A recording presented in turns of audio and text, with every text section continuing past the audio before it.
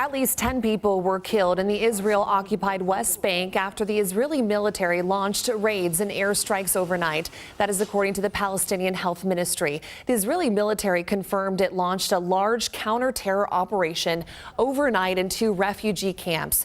Officials say Israeli forces were targeting Islamic Iranian terrorist infrastructure. The hostage rescued from a tunnel in Gaza by the IDF yesterday has been discharged from hospital where he was being monitored. The 52-year-old man was abducted by Hamas-led gunmen on October 7th. He's the only 8th person to have been freed alive by military forces. Israeli Prime Minister Benjamin Netanyahu is facing mounting pressure to strike a ceasefire deal with Hamas to end the fighting in Gaza and release hostages. Joining me now to talk more about this ongoing effort, King 5's military analyst, retired Army General Barry McCaffrey. General, thank you so much for joining us. I want to start by getting your reaction to the raids that are happening as we speak in the West Bank. This week, the Israeli operation, we know, is one of the largest in years. Many fear it could be a sign that the war in Gaza is expanding. We'd love to know your thoughts on this. Well, I think you put it in the right context. The war in Gaza, which has been a terrible, disruptive, catastrophic impact on both the Israelis, who are still refugees from their border communities. Maybe 60% of the structures in Gaza have been knocked down with significant loss of life. The northern border with Hezbollah, with 100,000 fighters, and now essentially Hamas has tried to extend its war into the West Bank.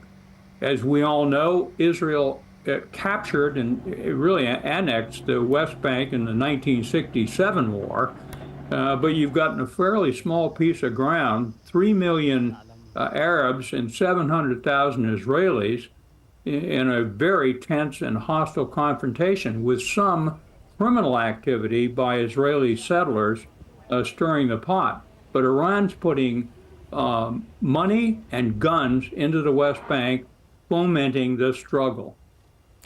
And General, this is a very complex war ongoing as we speak. What is the purpose of these raids, and should the U.S. be concerned over the operations to, quote, stamp out the Islamic Iranian terrorist infrastructures there? Well, I'm not too sure that Israel has any option but to respond to these basically terror groups. They're not necessarily Hamas. There are several different sort of startup terrorist formations. A lot of it out of frustration in watching continued Israeli settlements in the West Bank. But they also have used, for example, the Jenin refugee camp as a place from which to launch attacks on Israel. So again, Palestinian Authority in theory has 30,000 some odd security forces in charge of security inside the civilian population. They're ineffectual, corrupt, incompetent, and not trusted. The Iranians are fomenting trouble with guns and money, and the pot is cooking over. And General, let's talk about the hostage rescued. This is bringing some hope. Do you expect to see more missions of this kind? Well, I sure hope so. You know, look, the numbers are brutal. 1,200 Israelis were slaughtered, gang raped, tortured, burned alive during the 7 October attack. They ended up taking 250 sort of hostages back into Gaza. Maybe 107 are still there. Probably only 70 some odd are alive. And of those, about 30 are in the hands of Hamas. The others are in other splinter terrorist organizations or are being held by private citizens. And they're used as trading material, and they're being sexually abused and physically beaten and malnourished. So there's tremendous pressure inside the family of Israel to get these hostages back. But there's no clear answer, in my view.